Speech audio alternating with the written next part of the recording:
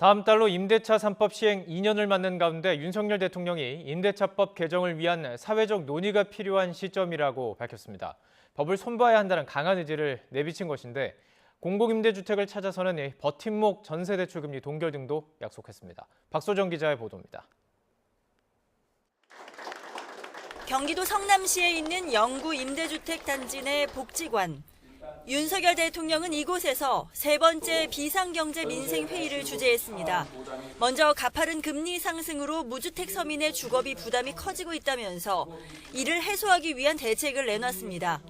버팀목 전세자금의 대출금리 연말까지 동결, 청년과 신혼부부 전세대출 한도 확대, 공공임대주택 임대료 1년 동결 등입니다.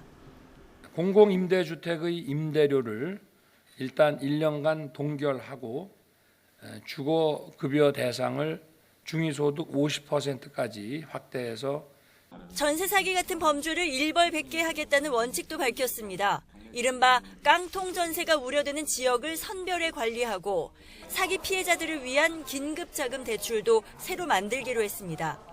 전세보증금 반환보증을 더욱 활성화하고 피해자들이 이주할 자금을 구할 수 있도록 긴급자금 대출을 신설해서 주거 안정을 부동산 시장 안정을 위해서는 민간 시장을 통한 주택 공급이 필요하다고 강조한 윤 대통령은 2년 전 전 정부에서 시행한 임대차 3법을 손질하겠다는 뜻을 내비쳤습니다.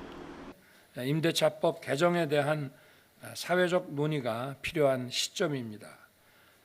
국회를 중심으로 공론화되기를 기대하며 정부도 이 논의에 적극 참여하겠습니다. 윤 대통령은 앞서 임대주택에 사는 국가유공자 가구를 방문해 불편한 사항을 직접 듣기도 했습니다.